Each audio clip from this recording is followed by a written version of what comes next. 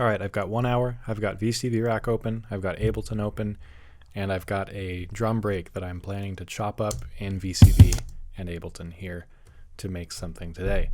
I am using MIDI. I'm sending MIDI from Ableton to VCV, and then I'm sending audio back from VCV into Ableton. This is all using VCV Rack free. I did pay for it, but I'm not using any of the paid stuff. You can do this all using the free stuff that they give you, and using some tools like the ISE driver in Mac OS and Black Hole. So let's get started. I'm going to start with this drum loop here. Come on, there we go. Okay. I'm going to start with this, and we're going to chop it up into little eighth note chunks. And, well, first of all, actually, we need to spend some of our valuable time lining up these hits, because they're not perfect. Some drum breaks are, some are not. Usually they're not, because they're usually made using things that were played by humans, and humans are not perfect. So, okay, great.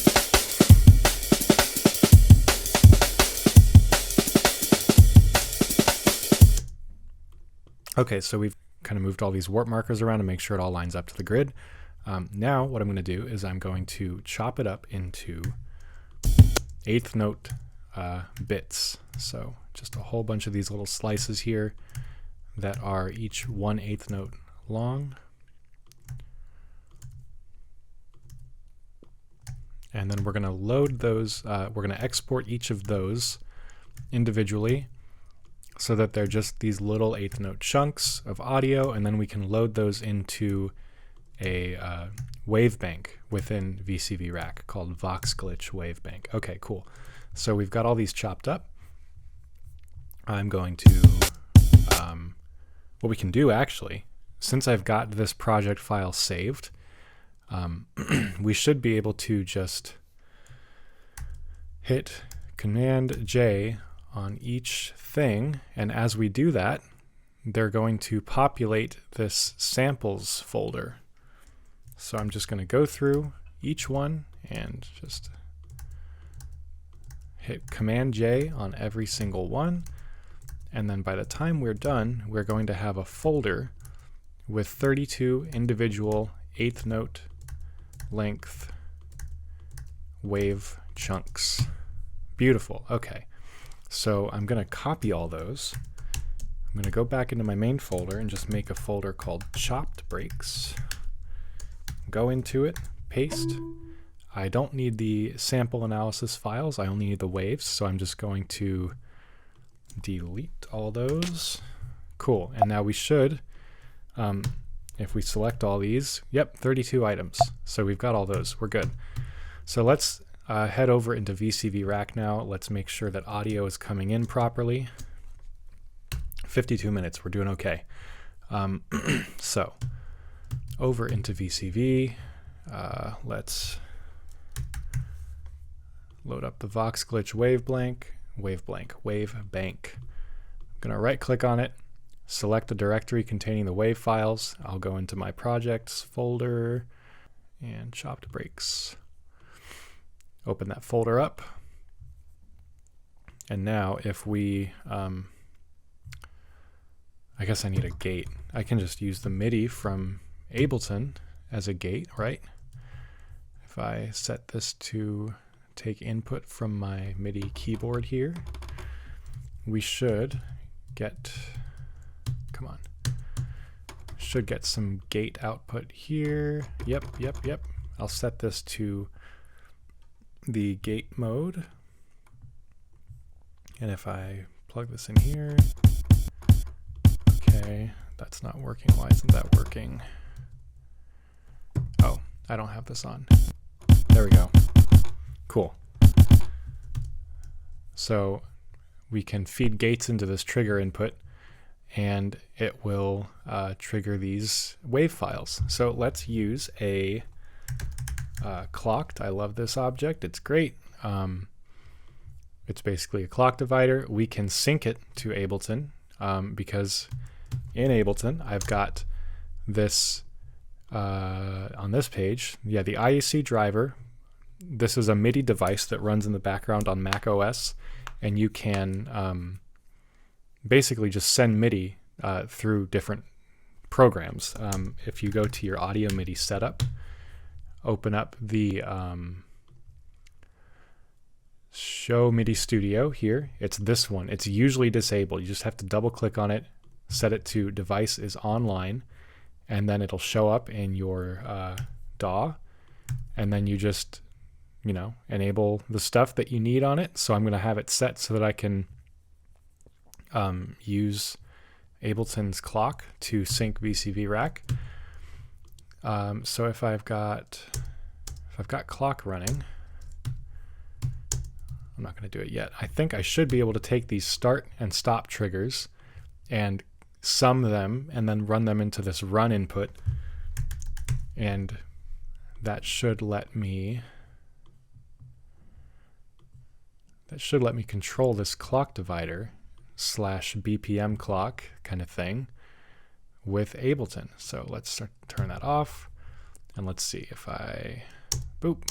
Yes, perfect. That's exactly what I wanted. Okay, awesome. So now I'm just going to keep Ableton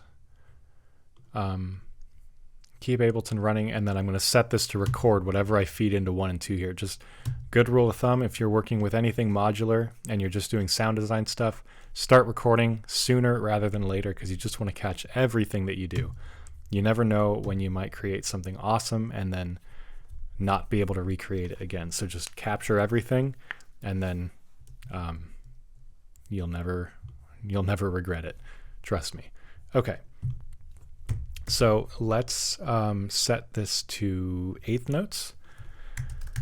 Clock is running. I should be able to just get some 1/8 note pulses out of here. I want them to be long because remember we have this Vox glitch thing set to gate mode. So what that means is that whatever we feed into here, if it's high, if it's on, that is going to have the sample playing. If it is off, or if it's at 0, the sample is not playing.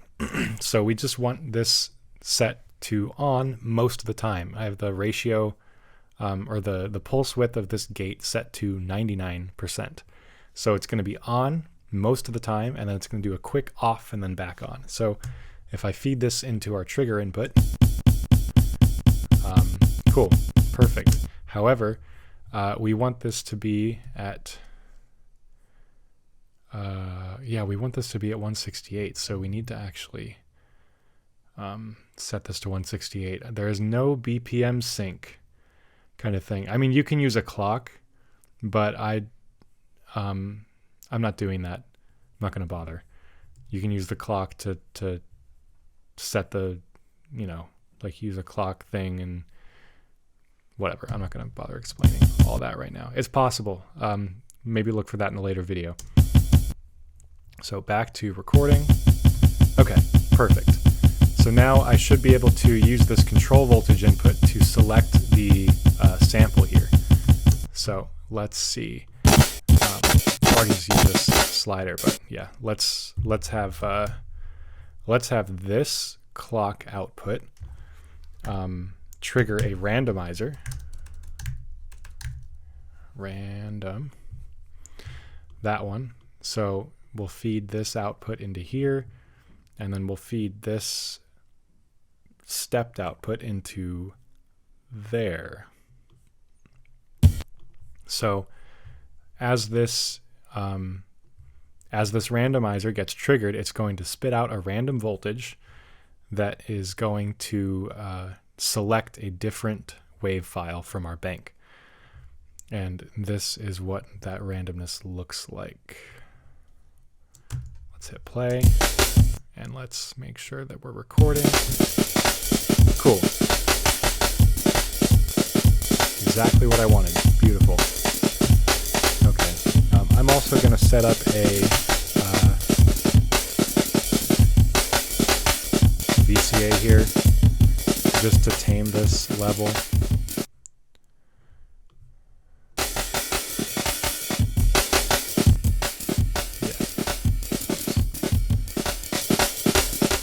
turn that down for now. Okay.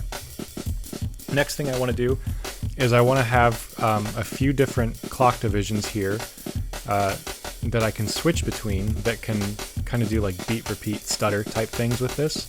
So, like for example,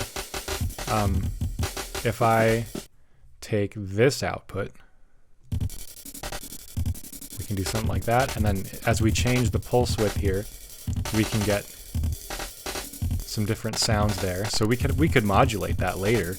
There's actually an expansion for clocked that lets you lets you modulate that stuff, but let's just keep it simple for now. And then if we do 8,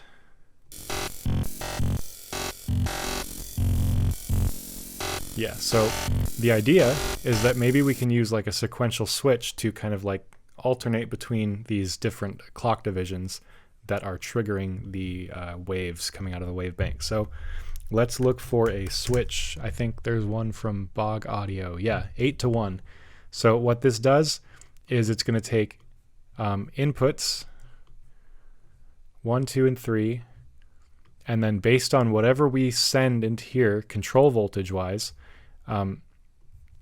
that is going to select. So notice as I change the selector knob here, it switches between 1, 2, and 3. So if we feed 1, 2, and 3 into here, it's going to send whatever is selected out of here and into here. So I can switch between them using this knob. Perfect. Okay. So now I want to be able to randomize what is going on in, or what's going out of this switch. Sorry. So feed some randomness into here, and that's great, but the randomness range is so big that sometimes it's selecting an input that has nothing going into it. So what we actually need to do is scale this. So we can use a, this one, Bog Audio, no, not that one.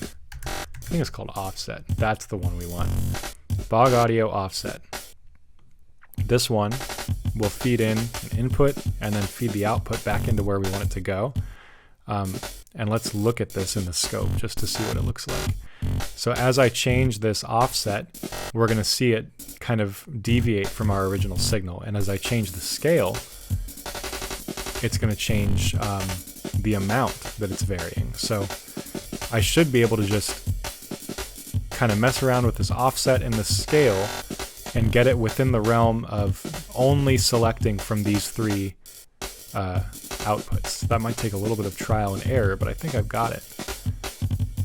So it looks like it's hanging out mostly on 1, and then sometimes it veers into the territory of 2. So let's switch it just a little over.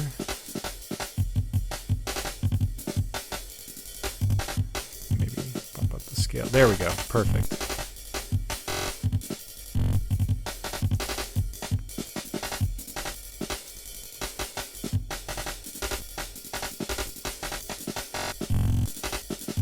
There, perfect. Okay, cool. So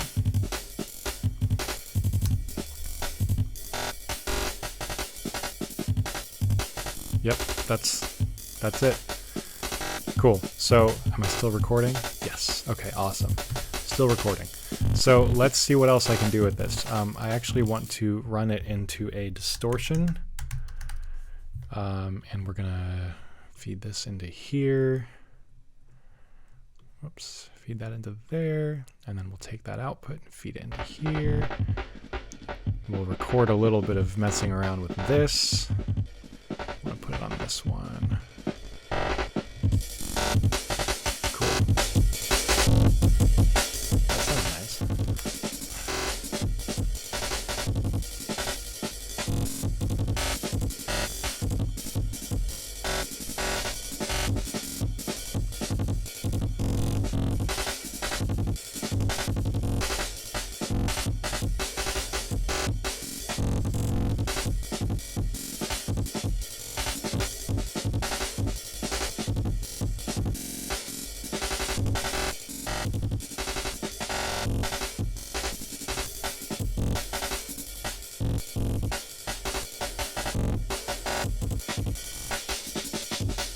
There we go. Yeah, so if we mess around with the pre-EQ on this distortion, we can actually kind of bring out some of those high mids. The snare drum, make the snare drums hit a little harder. Yeah. Cool. I am liking the sound of that. Okay. So let's do a little bit more.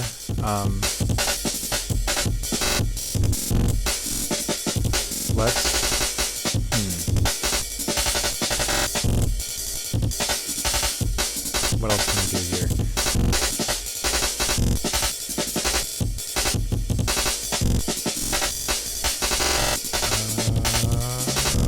Okay. Let's run this through a comb filter. Nope, not commulator. I'm going to use the tune delay actually, because we can tune it. So I'm still getting input from my VCV channel here. I can route this MIDI note to this tune delay. Now I should be able to use this tune delay to tune the delay, or I should use it to make a note. Basically turn this drum break into a texture, like a tonal texture. So if I feed the left output back into the input here, and then I play on my keyboard,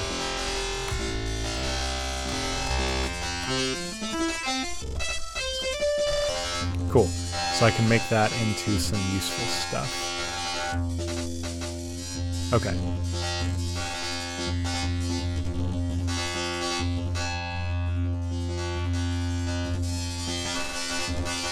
Cool. Let's actually turn down that feedback.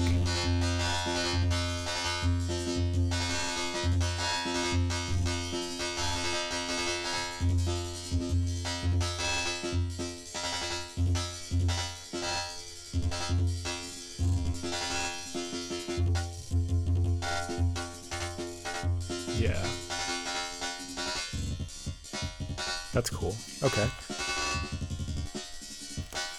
We could actually tame this a little bit further if we use a filter. So again, I'm going to use the surge filter. I say again because I'm really into these surge modules because they're stereo.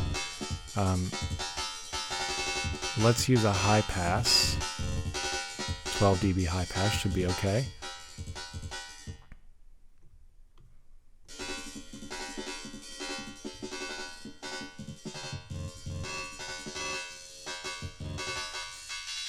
And then if we look right through another and do that one as a low pass. Low pass. Yeah.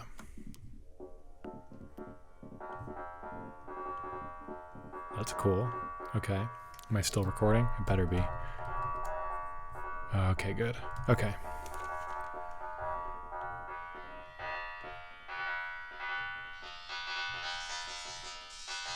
Alright, so what could make this even cooler is using these textures here to feed into a delay and reverb, because that's what I do to everything.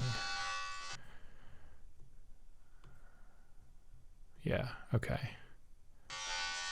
And then, oh, we could use the clock division of this one, maybe, to sync this?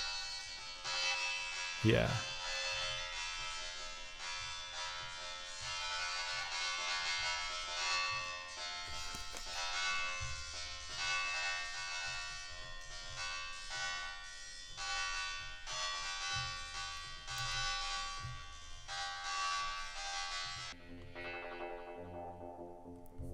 Cool. That's kind of a nice tone. Okay, and then actually I could just use the reverb send in Ableton as needed. Yeah, I've got this Ableton reverb send. Oh wait, you know what? I can't use that because I'm only using black hole as my audio input, so never mind. I'm just going to change this. Instead of using my normal send, I'm just going to set up a Ableton reverb. All right, hybrid reverb. No, just the normal reverb is fine. You know, some people like to shit on this reverb, but I honestly kind of like it. I think it has its own thing going on.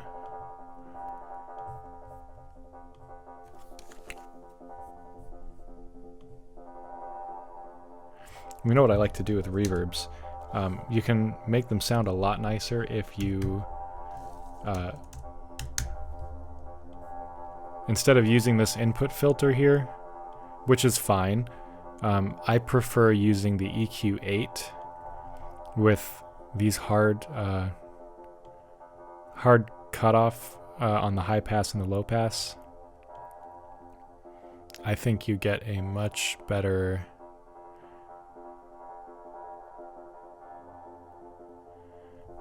control over what goes into the reverb.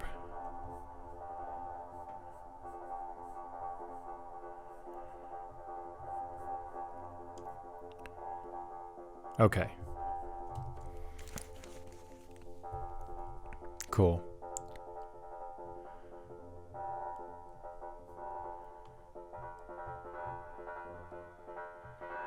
And then I'm going to actually use my keyboard, tune this down a little bit.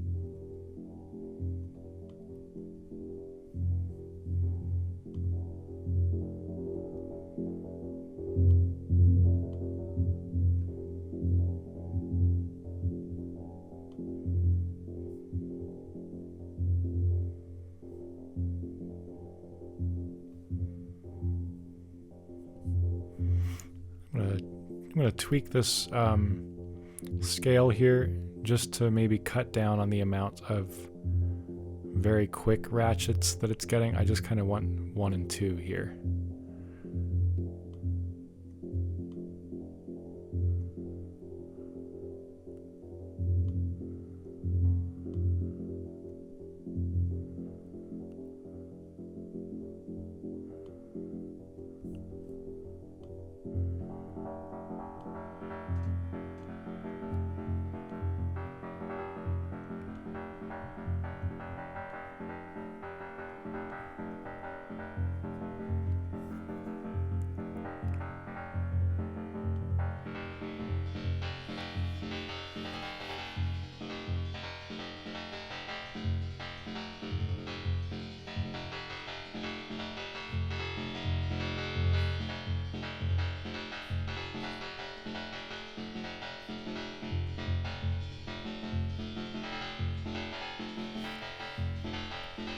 Okay.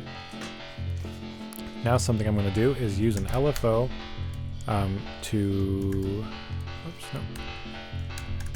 LFO. I want to use this to kind of modulate these filters here, these ones. And I want to do that because then we can get some nice movement in our tone of what's going through our tune delay.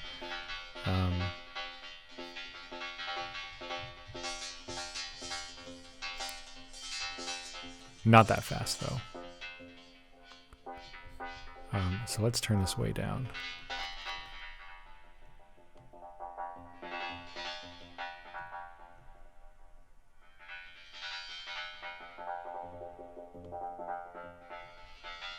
I mean, way slower than that.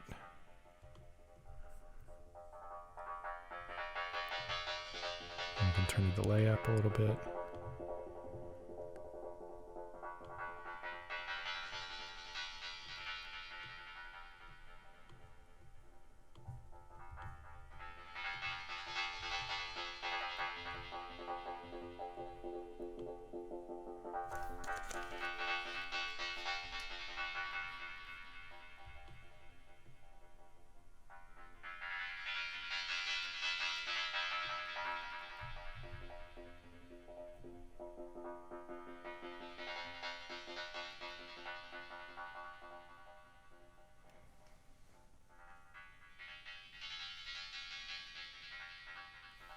Hope we're still recording.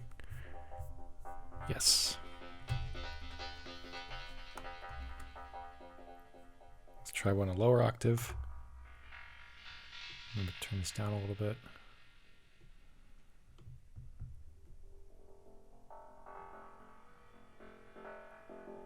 So the idea is that with all of these kind of moving sounds that we're getting out of these filters and this drum break, we can use these and layer them all together and make something very interesting.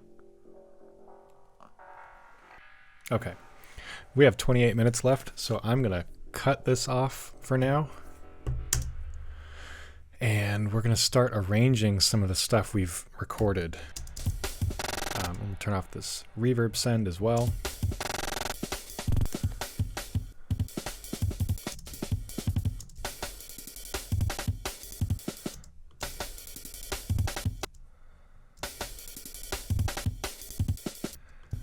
So, okay, let's just nudge this over to sync it up. Perfect.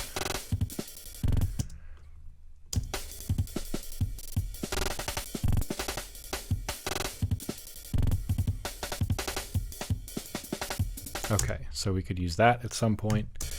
Let's see what else is going on. There's some more distorted ones. So we'll call this one Vanilla. We'll call this Dirty.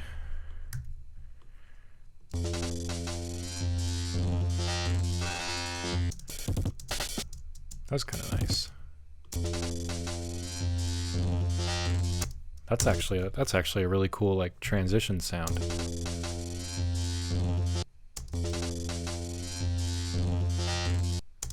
Could like lead into a drop there.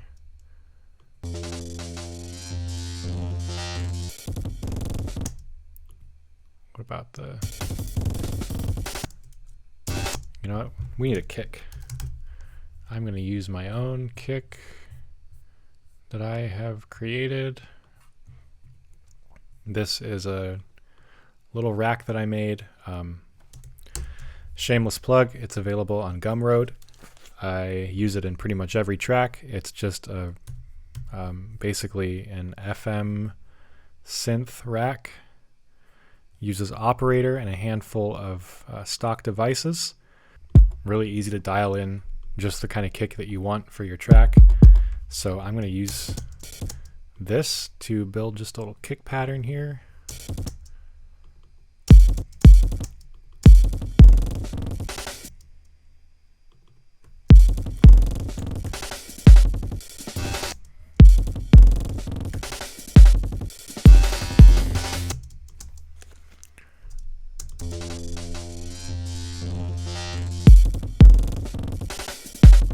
Let's do something a little crunchier.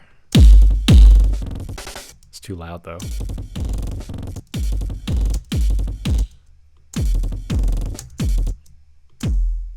That might be right.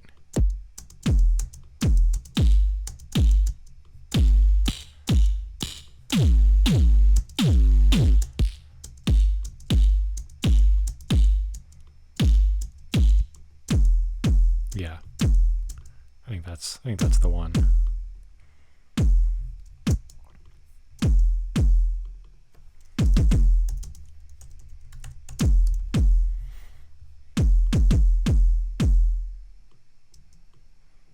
Cool. So we'll make a little kick pattern. Oh crap. 23 minutes. Okay.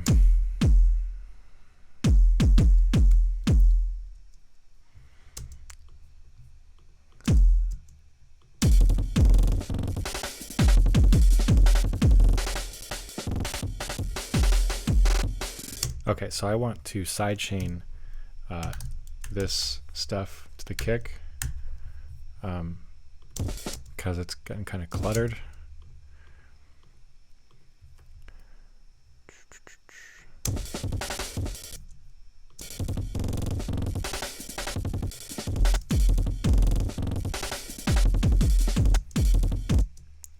Nope, I want the kick to be the sidechain.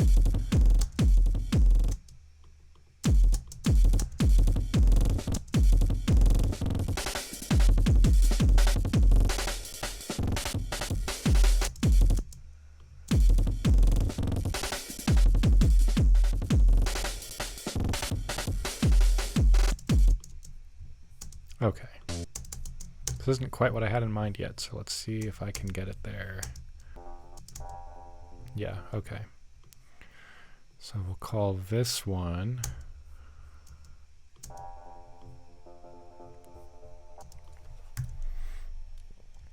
Spacey.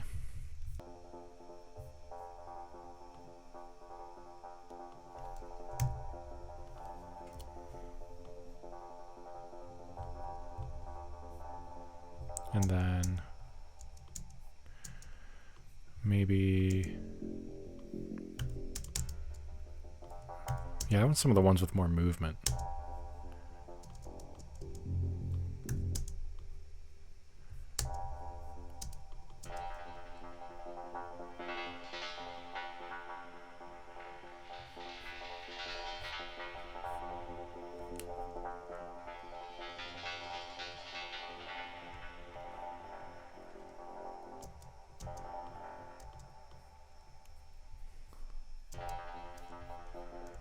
And I do need to get a better look at this waveform here because some of these don't seem to be quite in sync. Yeah, they're not. You know, it's kind of like moving in and out of those lower octaves. It's exactly what I wanted. Okay.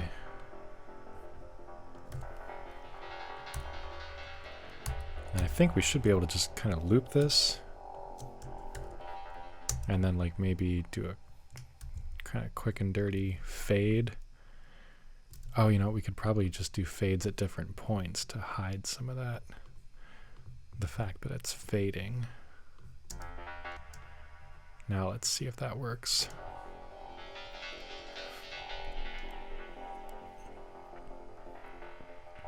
Yeah, that works.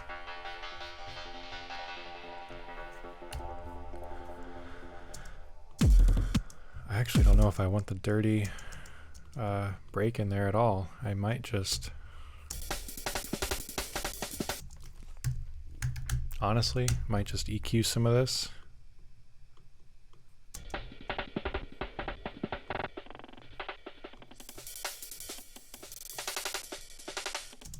Put that under some more, yeah, we'll use echo.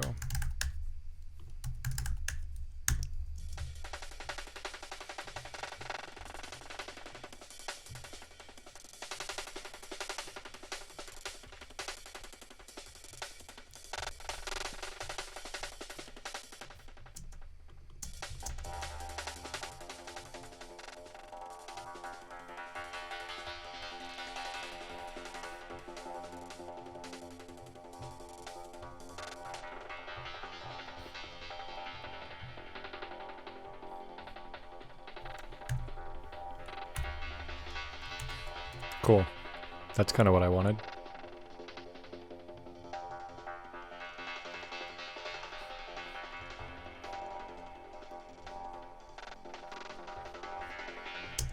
And let's turn this stuff up. This is too quiet.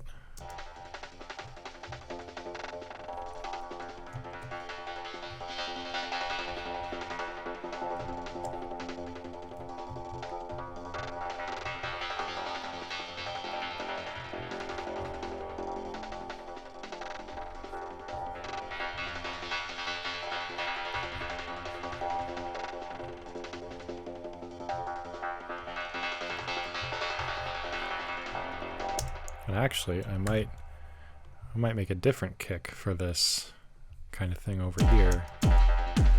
That's a little rough. What if I did like a really clean, kind of soft kick? So we'll start with clean and dry. I want it softer. And I want it to last longer.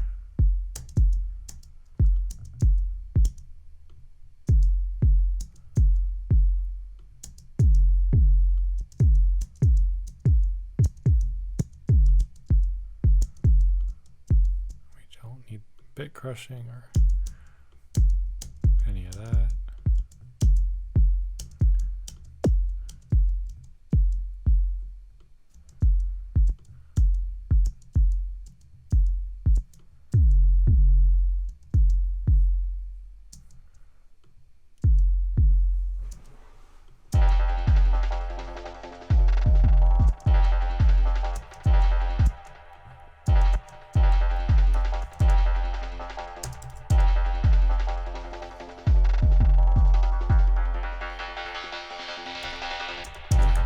That's better.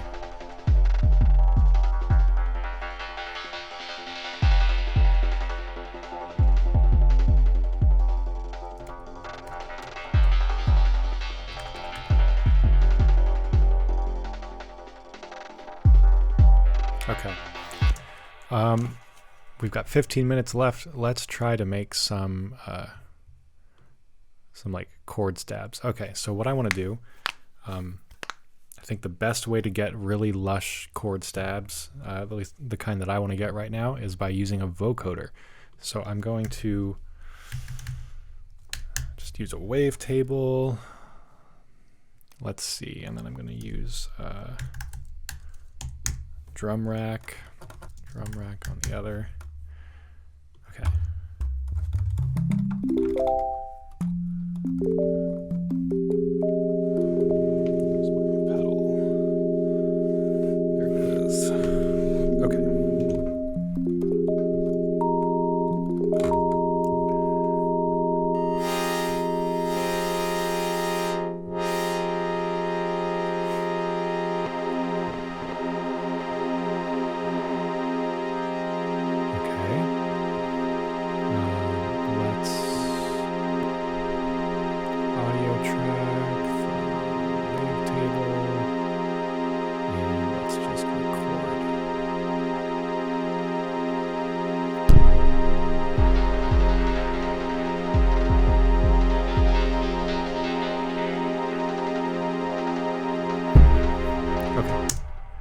So got that.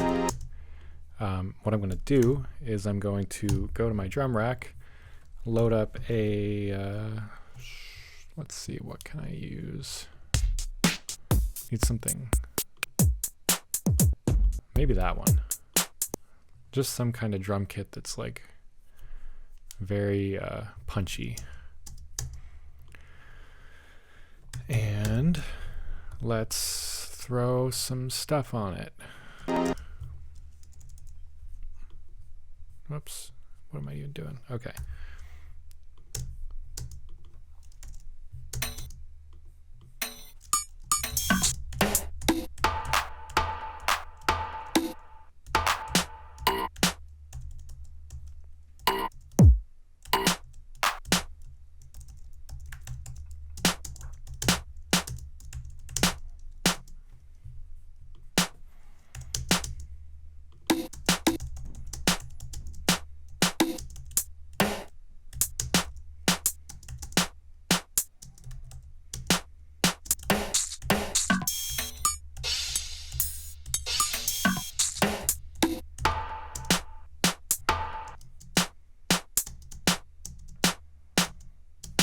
Okay, so now if we put a vocoder on that and then use the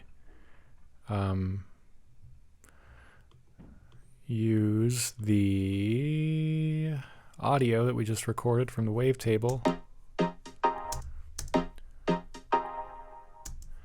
as the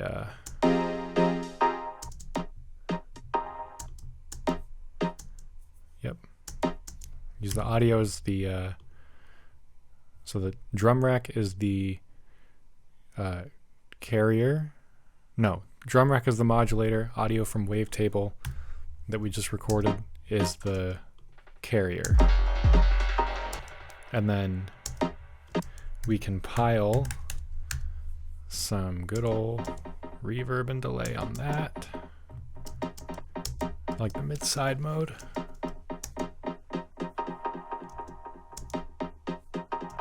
Let's filter it.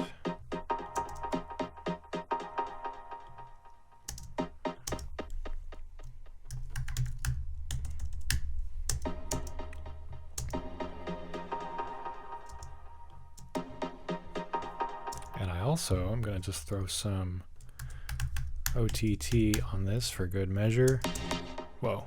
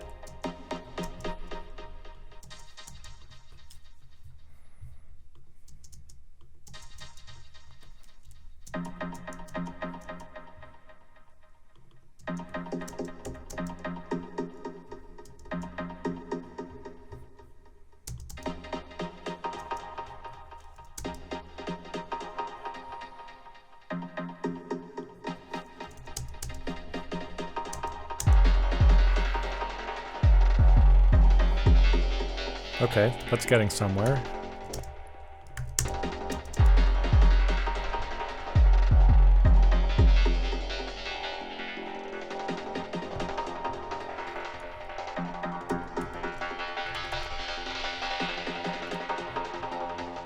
Okay, so let's put that more towards the beginning.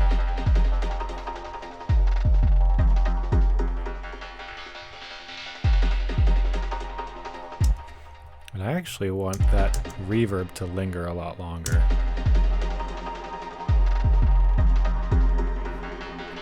And maybe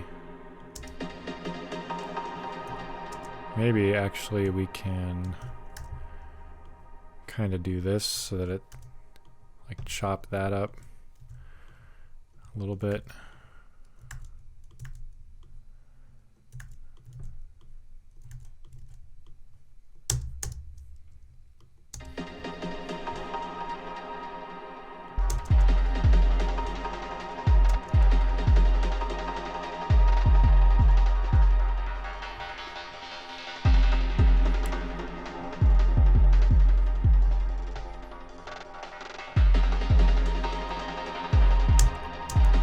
I actually don't like this snare.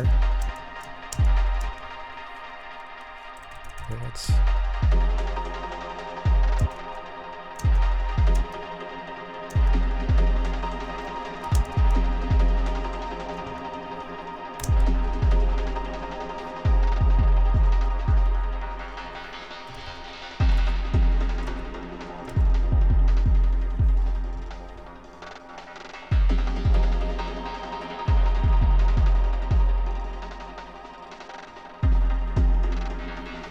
start to bring in this a little bit louder.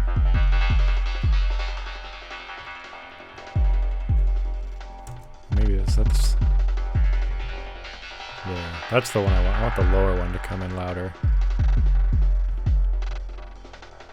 7 minutes. What else can we do?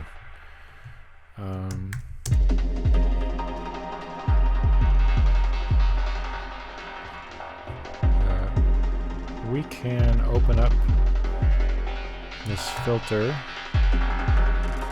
on these drums, maybe. Oh, and then what if we, like, switch over to this?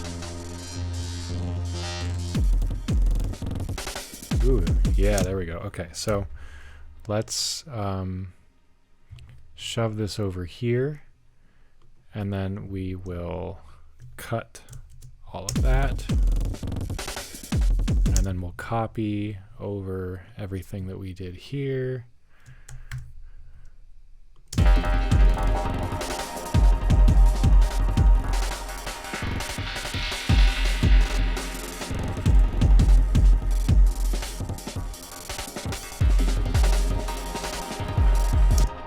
Okay, this is like dying for a bass line. I'm just going to use a rack that I already made because we're running out of time. So this is a...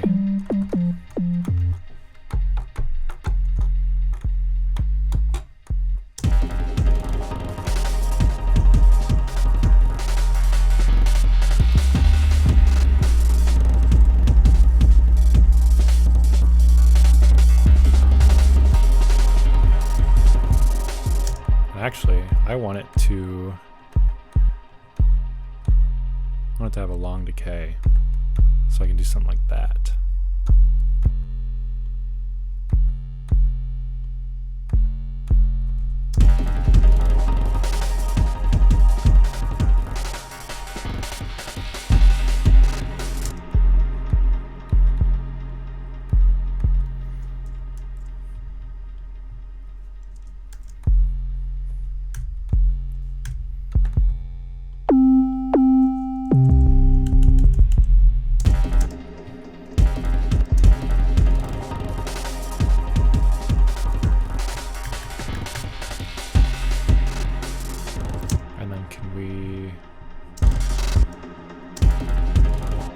Is this still being sidechained?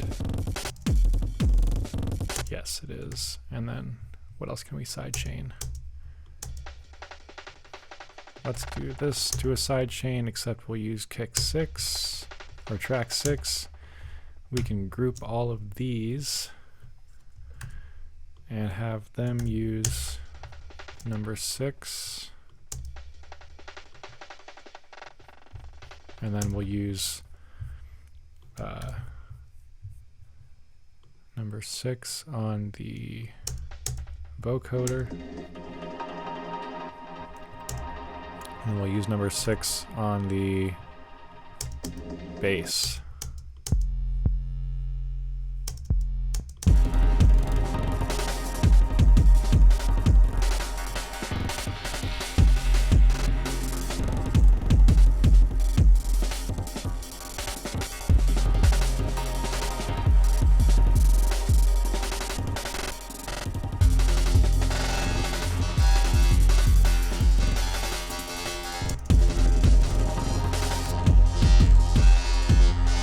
Something with change.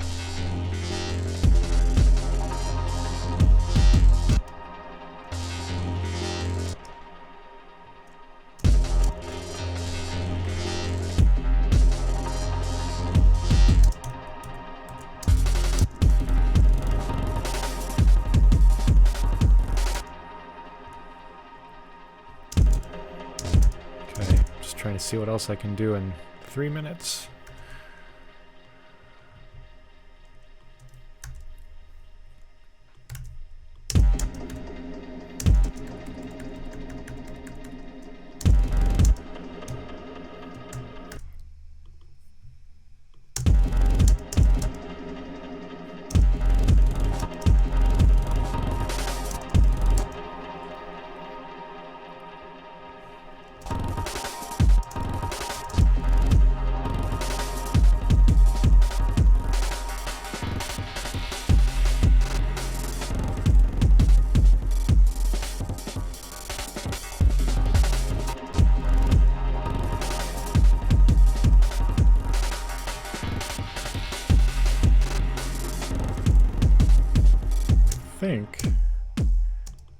I think I'm just gonna cut some of that low stuff in there, because we've already got plenty of lows coming from that. So this, let's just use for those crunchy parts.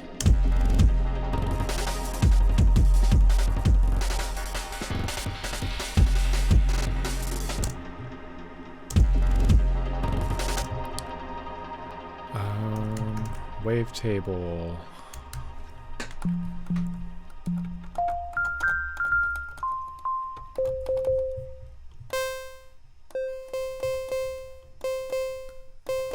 Let's see.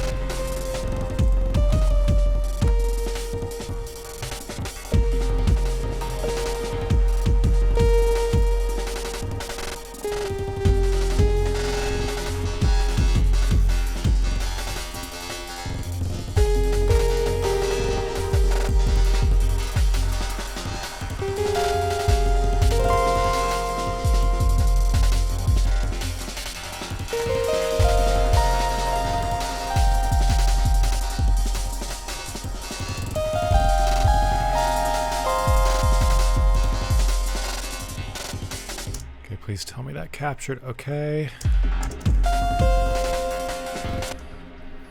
Oh God. Almost there.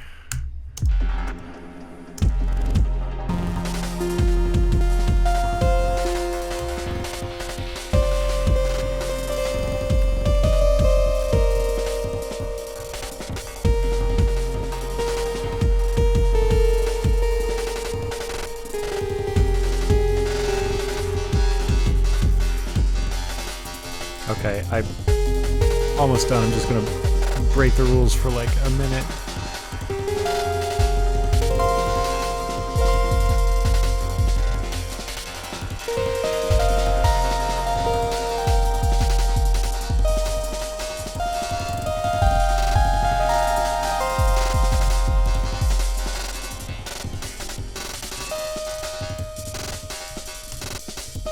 Okay, that's it. That's it. We're done.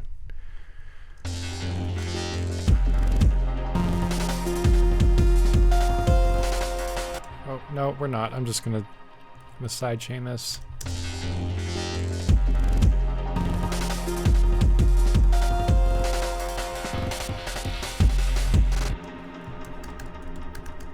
And put an OTT on it.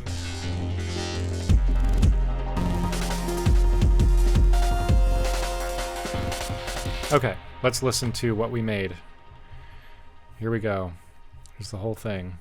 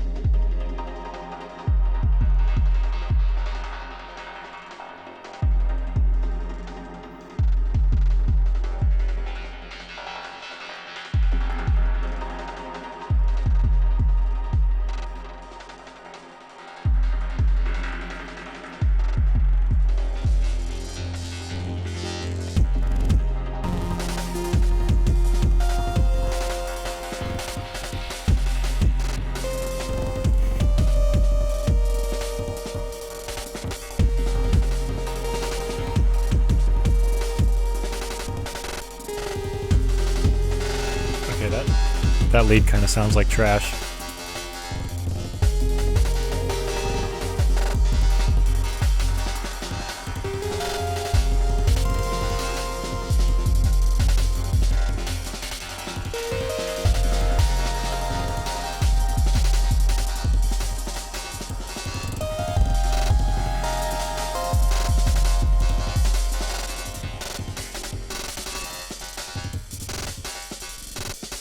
Yeah.